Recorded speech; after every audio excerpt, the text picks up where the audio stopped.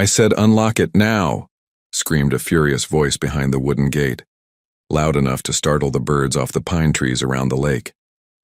It was Janet Morrison, the HOA president, her perfectly manicured fingers rattling the padlocked door to my ranch lake cabin like a spoiled child denied candy. Her face was flushed red, sunglasses on her head tilted crookedly, and behind her were 8 confused guests in pastel summer outfits, holding folding chairs, coolers, and selfie sticks. She banged her fist on the cabin's deck railing. I told you my friends were using this place today. Open it. I stood firmly on the steps, arms crossed, the cabin keyring tucked in my jean pocket. No, Janet, this is private property, not part of the HOA, and definitely not open to your party. Her eyes bulged. Excuse me? You're going to regret this. Janet spun around, whipped out her phone, and started recording. This is illegal. This man is obstructing an HOA-sanctioned event, she yelled. You're all witnesses. This will be on record. The guests exchanged glances, clearly unsure what they had walked into. I didn't say a word. I just looked at her and waited. What happened next was even worse than I expected. Let me back up a bit and tell you how we got here. My name's Cole Anderson. I'm 42, a quiet ex-military guy turned woodworker. About 3 years ago, I bought this 20-acre ranch out in Wyoming. It had everything I needed: trees, quiet, and a small lake with a cabin sitting right at the edge. I was never big on neighborhoods. Grew up in one of those towns where your neighbor's business was your business, and trust me, it got annoying real quick. So when I bought this ranch, it was on purpose. Secluded, peaceful, no neighbors, no problems. Or so I thought. See, about a mile down from my land is an upscale housing development. One of those communities with white fences, golf carts, tennis courts, and of course, an aggressive homeowners association. I didn't know they were that close when I moved in. Their main road brushes the edge of my eastern fence. And though my land isn't part of their HOA, I made sure of that before buying. It didn't stop them from trying to pretend it was. At first, it was little things. HOA flyers stuck in my gate, invitations to community meetings. Janet, their president, dropped by with a pie once, smiling sweetly while asking, "Have you considered joining the association? It would really help us keep the area cohesive." I said no, politely. Then she came again, and again, until finally I told her, "I'm not joining, Janet. Please stop asking." That was 6 months ago. Since then, she's tried everything. She sent fake notices saying my fence was too tall, complained about my old pickup being a visual hazard to HOA members driving by, even tried to claim my ranch road was an HOA easement. Every time I told her the same thing: my land is not yours. Go away. Then came Memorial Day weekend. It started harmlessly. I was sitting on the porch with my dog Buck, a golden retriever with more sense than most people I know, when a line of SUVs drove slowly past my front gate. I watched, sipping coffee, as they disappeared toward the lake path, a narrow trail I carved through the woods years ago. I frowned. No one ever went that way, because that path led straight to the cabin. I hadn't used the cabin in weeks, but I always kept it locked and stocked. It was my private hideaway. My late father and I built it together with our own hands, and no one, not even family, got access without asking. I stood, told Buck to stay, and hopped on my ATV. By the time I got to the lake, my jaw nearly hit the dirt. There were people everywhere. Inflatable tubes floated lazily across my lake. Someone had started setting up a Bluetooth speaker on the dock. A pair of teenagers were already climbing my fishing platform like it was a jungle gym. And there, in the middle of the chaos, was Janet, wearing a wide-brimmed sun hat, sipping sparkling water from a pink tumbler. She was waving her hand like a queen addressing her subjects. I killed the engine and stormed up. "Janet, what the hell is this?" "Oh, hi, Cole," she chirped, like we were best buddies. "Isn't this just lovely? I thought your cabin would make the perfect Memorial Weekend retreat for my guests." "Your guests?" "Yes," she said calmly. "The HOA members voted to host this year's board bonding here. It's just one weekend. We'll clean up after ourselves. I laughed, loud and hard. You don't have permission. This is my land. You're trespassing. Janet blinked. Oh, I assumed you'd be cooperative. After all, we all live in the same community. No, we don't. She frowned. Well, can you at least unlock the cabin? It's rather warm out here, and I promised some of the ladies they could freshen up indoors. I took a step closer. You've lost your mind. That's when her smile dropped. This will go on record, she said flatly. You're being very difficult. This kind of behavior reflects poorly on you. Get off my property. The guests, now visibly uncomfortable, began packing their things. A couple of them mouthed sorry as they walked past me toward their cars. The teens scurried off the dock. Even the woman with the speaker unplugged and tiptoed away, all except Janet. She stood there, trembling with a mix of fury and disbelief. This isn't over, Cole. I shrugged. It never started. Then I pointed at the gate. Move. She did, but not before whispering something into her phone. And that's when the real trouble began. Where are you watching from? Let me know in the comments, and don't forget, this story is just getting started, because what happened the next morning left me speechless. The next morning I stepped outside with a cup of coffee in one hand and Buck trotting by my side like usual. The sun was barely over the hills and the dew on the grass shimmered in the light. I could still smell the smoke from last night's fire pit near the cabin. After everything that happened, I sat out there for a while, thinking. I thought Janet's madness had ended when she stormed off with her guests, but I should have known better. As I approached my front gate, something caught my eye. A bright orange notice was pinned to the wooden post near my mailbox. I pulled it off, unfolded it, and nearly choked on my coffee. It was an official-looking document stamped Urgent HO Notice. It read, Unauthorized structure in violation of Neighborhood Code 14A. Immediate access to community facilities must be granted or HOA reserves right to enforce access for public benefit. What? First of all, there was no neighborhood code, at least not for me. I wasn't part of the HOA. I made sure my ranch was legally excluded when I purchased it. Secondly, my lake cabin wasn't an unauthorized structure. It was built on my land, with my money, under my name, and under a full county permit. This was madness. Buck growled lowly as I scanned the paper again, spotting a signature at the bottom. Janet Morrison, HOA President. Oh, you've lost your mind, I muttered. I tore up the notice and went back inside. That morning I made 3 phone calls. My real estate lawyer, Mr. Clay, who assured me that Janet had zero authority over my ranch. The county office to reconfirm my property boundaries and rights, which they emailed to me again. And finally, the sheriff's department. The sheriff on duty chuckled when I explained the situation. You're not the first rancher she's tried to mess with, but you're the only one who hasn't caved. She left with guests yesterday and sent this threat the next morning. I don't trust her anymore, I said. I'm just giving a heads up. If she steps foot on my land again, I want it on record. He assured me he'd file a note just in case. After lunch, I hopped in my truck and drove down to town for supplies. Buck rode with me, head out the window, tongue wagging in the breeze. While I was away, I kept thinking about the lake cabin, how she knew the trail, how she acted like she owned it. Something wasn't sitting right. By the time we got back, the sun was dipping low behind the hills. I pulled through the gate and hit the brakes so hard the tires kicked dust up around us. Because there she was. Janet. Again. But this time, she wasn't alone. She had a man with her, tall, bald, black sunglasses, clipboard in hand. He wore a neon safety vest and stood near the cabin path as if inspecting something. My eyes darted to the gate camera. The red light was flashing. Good. It recorded everything. I parked, slammed the truck door shut, and marched over. You really can't stop, can you? Janet smiled sweetly like we were meeting at a book club. Cole, this is Greg.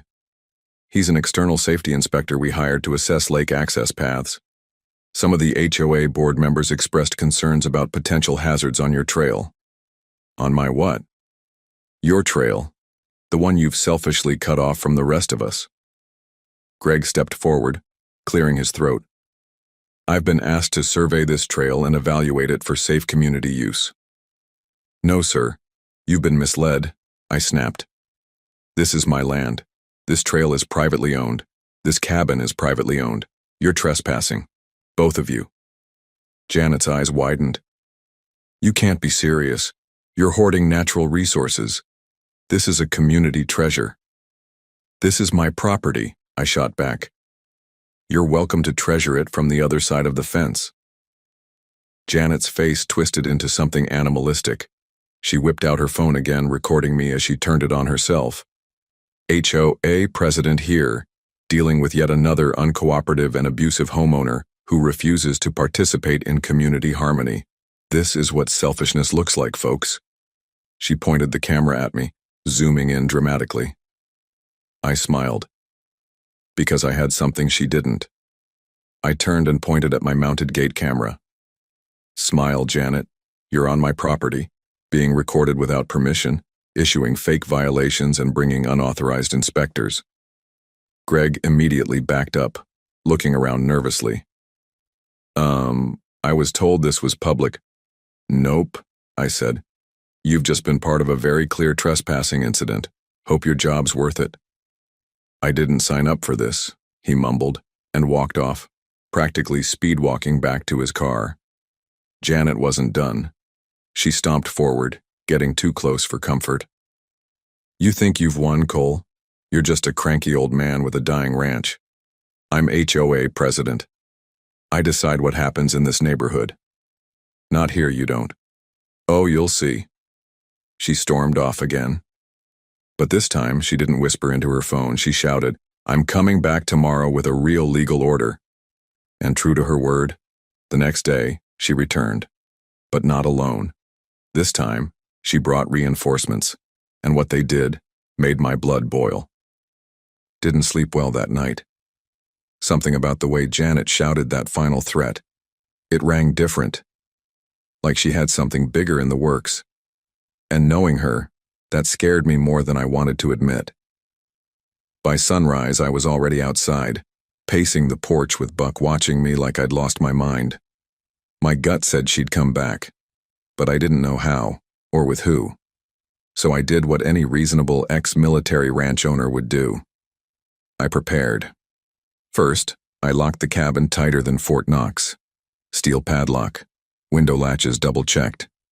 Then, I updated the motion sensor cameras on the trail and made sure my wireless feed was active from the house.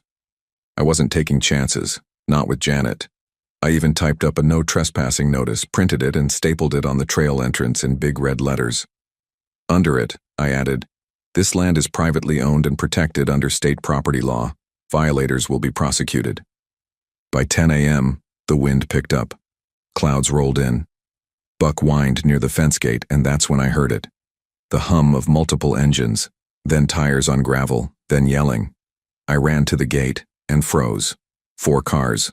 A white van, a shiny black sedan, 2 SUVs with magnetic HOA logos slapped on the side. Out stepped Janet, of course, in full beige pantsuit and heels like she was on her way to a boardroom, not a ranch. She was holding a thick folder in one hand and a loudspeaker in the other. Behind her were 2 HOA board members I recognized from past community invitation letters. Steve, the sweaty one who always wore cargo shorts, and Marlene, who looked like she smelled lemons every time she talked. But the real surprise? There was a man in uniform, a rent-a-cop, security guard, flashy badge, but no actual law authority. He had his arms crossed and mirrored sunglasses that reflected the tension in the air. Buck started barking. I stepped forward. Janet, what is this? She lifted the megaphone like she was leading a parade. Attention. Under Article 7B of the HOA Extended Access Rules, we hereby demand entry to the ranch cabin for official community functions. I nearly choked on my own spit. There is no Article 7B, I shouted. You made that up. This is a formal notice. We will now proceed to the cabin. She nodded at the guard. He hesitated. Ma'am, I was told this was common property. It is, she snapped. No, I said, stepping in front of the path. It's not. This is my land. You are trespassing, and so is anyone who follows you onto this trail. Steve spoke up. We had a vote. Majority of the HOA agreed the lake is a shared landmark. I blinked at him. I'm not in your HOA. Janet smiled sweetly and waved her folder in my face. According to recent neighborhood boundary revisions, your property might now fall within our management range. You forged paperwork, I said. She just smiled wider. That's when I noticed Marlene slipping something into the gate latch. A bolt cutter. She started cutting. I bolted down the hill, shouting, "Stop it! That's destruction of private property." But it was too late. The bolt snapped. The gate creaked open. Janet tossed the broken lock aside like it was trash. And one by one, they began marching toward the trail like they owned it. I yelled, Buck barked, but no one listened. They reached the clearing. Janet stood at the front of the deck, posed like a queen returning to her summer palace. Except the door was still locked. And what happened next was exactly what I hoped would happen. Because in preparation the night before, I had installed something special. A loud, screeching siren. The moment her hand touched the handle, the alarm went off like a tornado warning, echoing across the entire lake, red lights flashing around the cabin roof. Janet screamed, stumbled backward, and fell flat on her butt in the grass. Marlene screamed too, nearly dropping her purse. Steve ran. The rent-a-cop looked like he wanted to disappear. And me? I walked into the clearing, with my phone recording the entire thing. Oh, did I forget to mention? That's a trespasser alert alarm. Every movement at the door is live-streamed to the sheriff's office now. Janet's face turned chalk white. You had no right. No, I said. You had no right. I pointed at the camera bolted above the cabin. It's all recorded. Your face, the bolt cutters, the fake folder, the attempt to enter my cabin. She looked ready to faint. Then her voice came out in a trembling whisper. You can't press charges. This was a misunderstanding. I walked closer, speaking slowly. I warned you, repeatedly. I told you this wasn't your land, and now you've damaged my gate, attempted an illegal entry, and endangered everyone you dragged into this circus. Her guests, who'd been waiting at the end of the trail with coolers and folding chairs, were already retreating. Steve was halfway to his car. Marlene started crying. I didn't know. Janet said we had full permission. Janet stood up slowly, brushing dirt off her designer pants. But before she could say another word, 2 sheriff trucks rolled up behind my fence, lights flashing. Apparently the alarm worked faster than I expected. Deputy Harris stepped out. Broad man, kind voice, but with zero tolerance for nonsense. Mr. Anderson, we received your alert, he said. You all right? I nodded. I've got footage, trespass, property damage, threats. Janet stepped forward, her voice breaking. Officer, there must be some confusion. We were just... Deputy Harris held up a hand. Ma'am, I'll need you and your group to remain here while we review the footage. She gulped, but what happened next was something none of us expected. As Harris watched the footage from my phone and cross-checked it with his department tablet, his expression turned from calm to stern. Then he said 4 words I'll never forget. Everyone stay right here. Because apparently, Janet had already done this before, to another neighbor just last year. But this time, there were criminal charges pending, and with that bombshell hanging in the air, the sheriff walked to his truck to call it in. And Janet? She began to unravel right before our eyes. Janet's confident smirk had completely vanished. Her arms were folded tightly over her chest, but it wasn't the usual haughty stance she used to make herself feel taller. No, this time, it was the kind of defensive posture someone uses when they feel trapped. Deputy Harris finished speaking into his radio, then turned to us, his face unreadable. Janet Morrison, he said slowly. You're being detained for questioning regarding multiple reports of trespassing, property damage, and harassment under Wyoming state law. You are not under arrest yet, but you're not allowed to leave until this is sorted out. Janet's jaw dropped. You can't be serious, she hissed. I'm the HOA president. And that means nothing out here, Harris replied firmly. You have no jurisdiction on private land. Steve, who had returned from his failed escape attempt, spoke up. Deputy, she told us she had the right. I wouldn't have come if I knew. I'm not interested in what she told you, Harris said. I'm interested in the law, and right now you all broke it. Marlene was shaking. Janet, for the first time since I'd met her, was speechless. I should have felt triumphant, but honestly, I just felt tired. I didn't want drama. I didn't want attention. I just wanted to live in peace on my land, in my cabin, with my dog. That's why I bought this ranch in the first place. Deputy Harris asked to review the cabin's security footage directly. I gave him access and we walked to the porch where I had an outdoor screen connected to the cabin system. We watched it together. The cameras had captured everything. Janet arriving, directing people around like she was choreographing a play, Marlene cutting the gate lock, the group storming up the path, and Janet reaching for the doorknob just before the siren went off. Then the part that really sealed it. The video showed Janet pointing at the trail and shouting, "Cut it! I don't care, he'll never do anything. I run this place." Deputy Harris stood silently for a second. Then he turned to me. You want to press charges? I stared at the screen, then at Janet, then at the group of confused, mostly embarrassed HOA board members. They looked like school kids who followed the wrong class clown into a bad prank. I'm not sure yet, I said, but I do want a restraining order. You got it, he nodded. Janet opened her mouth again, but Harris held up his hand. Don't say another word unless you want to make this worse. She clamped her lips shut and looked down. Eventually, after a full incident report was filed, he instructed them to leave. He made it very clear they were not allowed back on my property under any circumstance. He even offered to install an official no trespassing notice from the county sheriff's department on my front gate, free of charge. I thanked him and walked back toward the porch. As the group of cars started pulling away, I noticed Steve roll down his window. Sorry, Cole, he said. She told us you were part of the HOA now. We didn't know. I nodded. Just don't let her rope you into her nonsense again. I won't, he said. You were right all along. By late afternoon, I was finally alone again. The sun was sinking low over the lake, golden light dancing on the water, and the cabin stood still and silent like nothing had happened.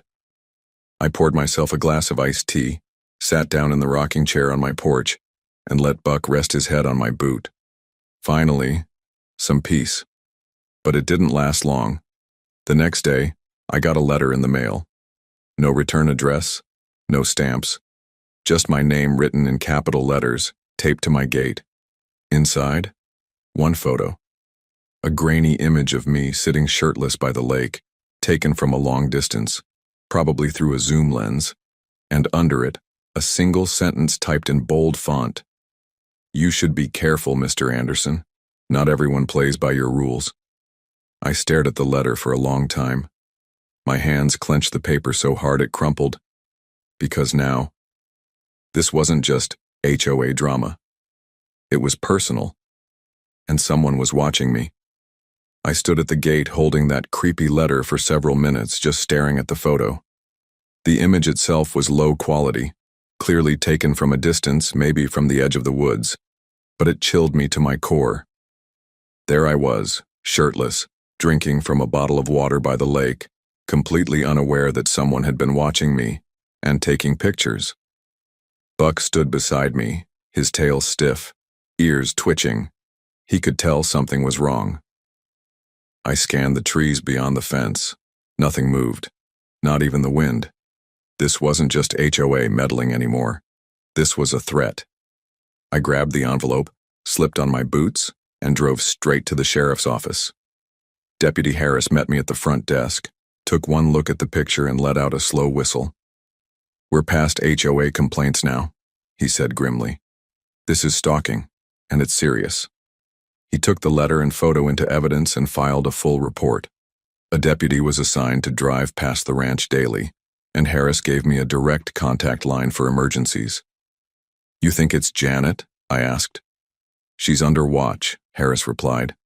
"I don't think she's dumb enough to do this while already facing trespassing charges." "But someone else?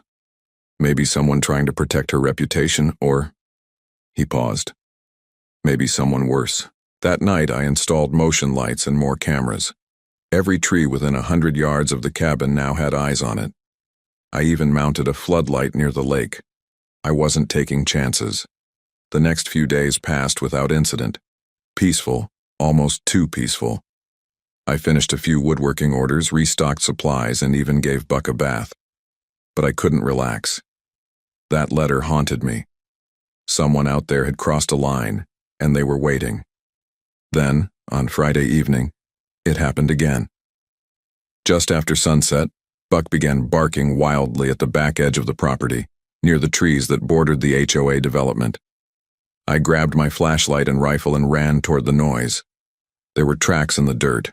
Fresh, human boots. Whoever it was had been standing just inside the tree line watching. But they were gone now. I followed the prints for a while, weaving through the tall pines, until they suddenly disappeared near a small stone outcrop, like the person had jumped off the trail and vanished. When I returned to the cabin, I checked the camera footage, and what I saw chilled me worse than the first letter. At 6:13 p.m., a figure stepped out of the trees, wearing a hoodie, face covered by a scarf. They stood there, perfectly still, just watching the cabin for nearly 5 minutes. Then they raised a hand and waved at the camera.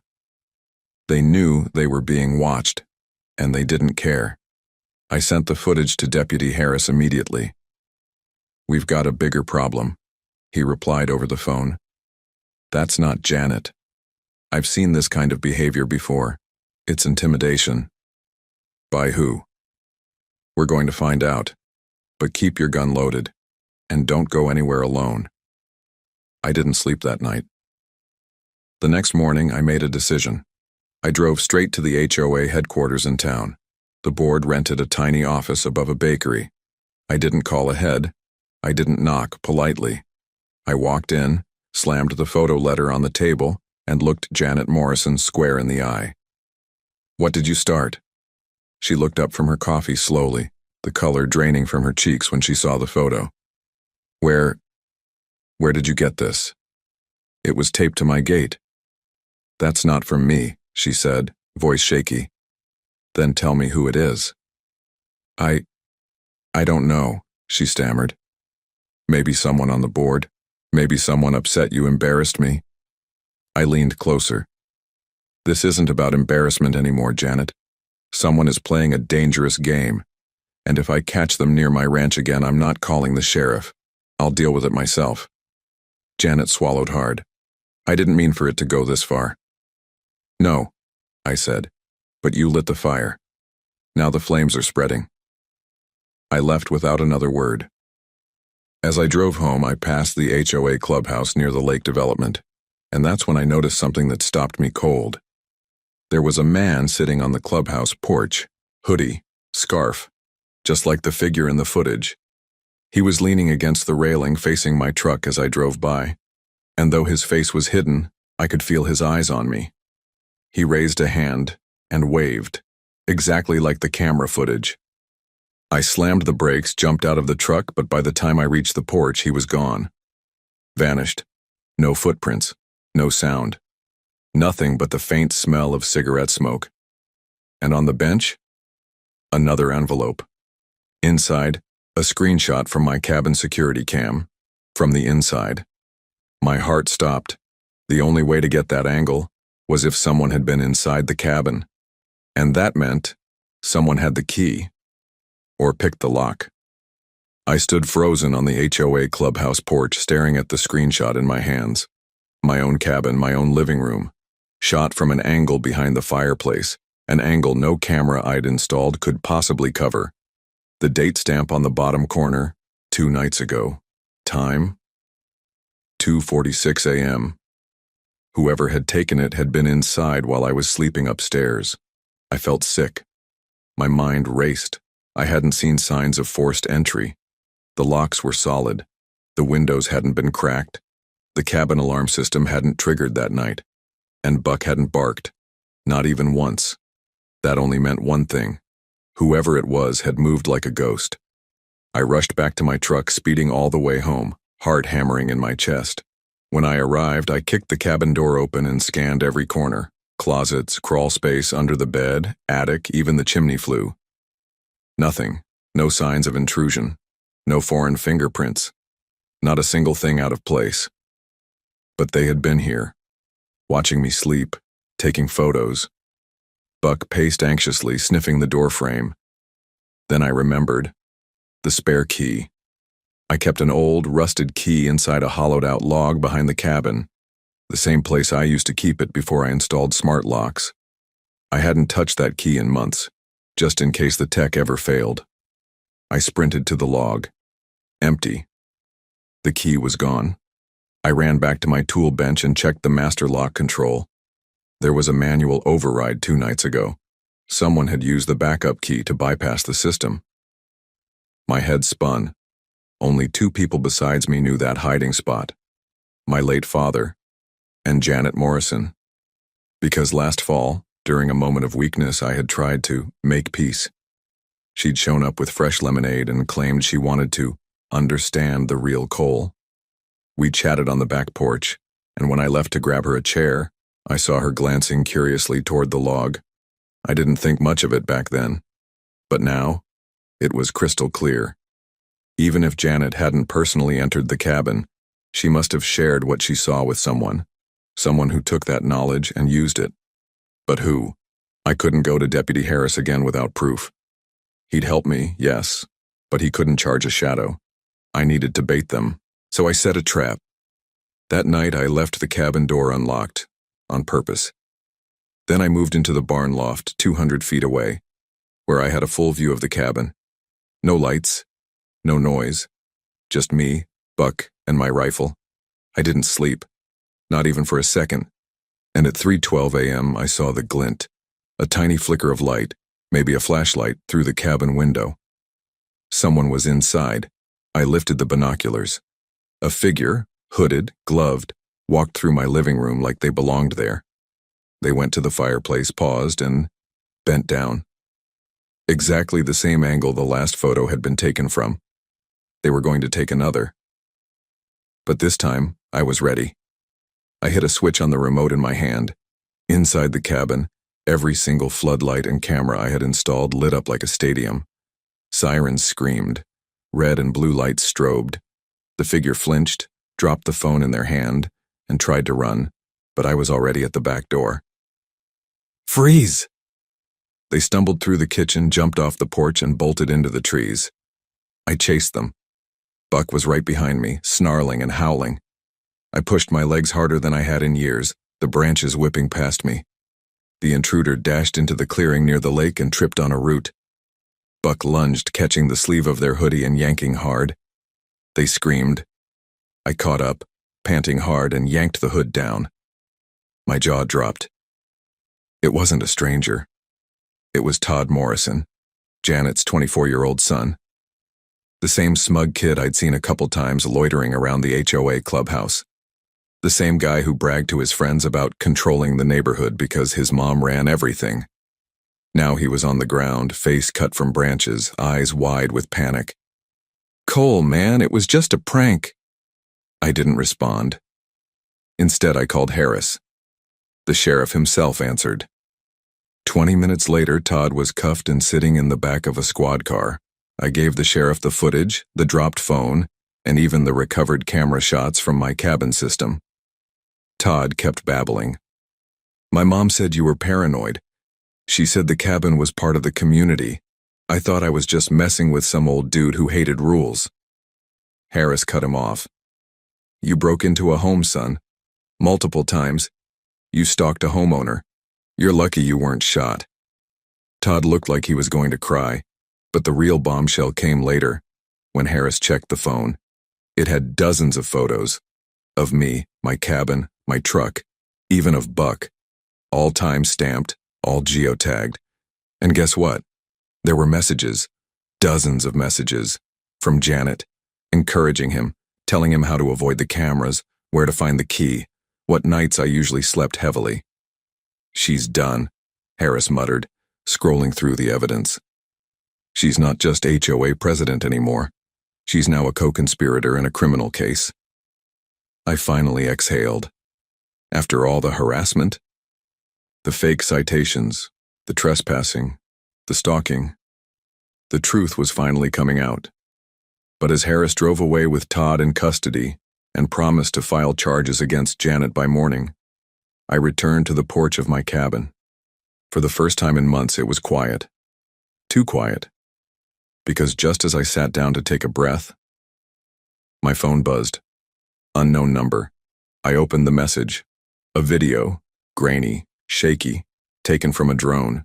It showed me, standing on my porch. The message below it read, "Janet was only the beginning." I stared out into the dark skies above the ranch and realized this wasn't over yet. The drone footage shook me. My own image, sitting on the porch in real time, unaware, was burned into the screen of my phone. I could hear the crickets in the background, the gentle sway of the pine trees. Buck lifted his head, ears twitching at the faint buzzing above us. That's when I heard it too. A low hum, mechanical, somewhere in the sky. I looked up, scanning between the clouds and the tree line, and finally spotted it. A small drone, barely the size of a dinner plate, hovering silently just beyond the edge of the property. It dipped for a moment, circled, then zipped back toward the HOA neighborhood. I didn't move, I didn't blink. Because the message attached to the video wasn't a warning, it was a declaration. Janet was only the beginning. For months, I thought this battle was about an entitled HOA president drunk on power. But now, this was something bigger. Someone wanted more than just my lake cabin. They wanted control. The next morning, I drove straight to the sheriff's office with the footage. Deputy Harris pulled me into a private room, locking the door behind us. "We traced the number that sent you the message," he said. "It's been bouncing off proxies, spoofed through 3 servers, all unregistered. Whoever did this, they know how to hide." "Why target me?" I asked. He hesitated. "I think it's less about you and more about what you represent. Independence, refusal to obey the HOA. You embarrassed their president publicly, got her son arrested, and exposed their corruption." He slid a file across the desk. Inside were several other complaints filed in the past year, neighbors who claimed they were harassed into selling land near the HOA. Small parcels, lakeside lots. One woman reported being threatened anonymously if she didn't relocate. Janet and the board had been quietly trying to expand HOA control, Harris explained. "But your ranch? It's too big, too important, and you fought back." I sat back in my chair. "They want to turn my ranch into something," I muttered. He nodded. "We suspect plans for a private resort, golf course, luxury cabins, lake events, and your cabin sits at the center of it all." A chill went down my spine. That night I reviewed my cabin logs. The drone had returned twice, once at midnight, once at 4 a.m. Whoever was controlling it wasn't giving up. I made one more decision. It was time to expose everything. The next morning I launched a website, myranchisnotyours.com, with all the footage, letters, fake notices, voice memos, and drone videos. I uploaded everything, even testimonies from 2 other neighbors who came forward after Todd's arrest. Then I sent the link to every local news station, radio show, and podcast I could find. It went viral in 24 hours. People were shocked, outraged. The story of an HOA trying to bully a rancher out of his own land struck a nerve. Retired vet battles, rogue HOA. Wyoming rancher exposes hidden power grab. Caught on tape, HOA president's son breaks into private cabin. By day 3, Janet Morrison was officially removed as HOA president. By day 5, she and her son were both charged with multiple counts: trespassing, conspiracy, stalking, and property damage. But the final blow came the following week. A whistleblower from the HOA board came forward, a man named Doug, who had been quiet through the entire ordeal. He revealed that a real estate investment group had been funneling money to Janet and a few board members under the table. Their goal? Force out independent landowners, snap up the properties at discounted rates, develop a high-end private resort community, and charge premium membership fees. My cabin? My lake? The trees my father planted with his bare hands? They were just amenities on someone else's blueprint, until I stopped them. The sheriff launched an investigation. Arrests were made, homes were searched, laptops seized, and within a month the entire HOA board was dismantled. What replaced it? A temporary committee of local homeowners, real ones, honest ones, people who knew what it meant to live here, not just rule over others. As for me, I was offered money, a lot of it. Several buyers, some legitimate, some shady, came knocking on my door, but I turned them all down. Because this ranch wasn't for sale. Not now. Not ever. I built new fences, stronger locks, even wired an underground sensor system from the edge of the lake to the front gate, courtesy of a few military buddies who owed me favors. But most importantly, I finally had my peace. One evening, I stood on my porch, Buck resting beside me, and watched the sun dip below the hills. The sky turned orange and gold, the lake shimmering like a mirror. No cameras, no drones, no shouting, just silence. But even now, sometimes when the wind blows through the trees a certain way, I remember that letter. Janet was only the beginning. And I know there are always others out there, people who think they're above the rules, who want to take what isn't theirs, who think they can bully folks into silence, but not on my watch, not on my ranch, because out here, we don't bend, we don't break, we stand our ground. And if anyone ever tries to climb my fence again, they'd better hope the sirens warn them in time. Where are you watching from? Let me know in the comments. Tap the like and follow button if you love stories where the underdog wins big.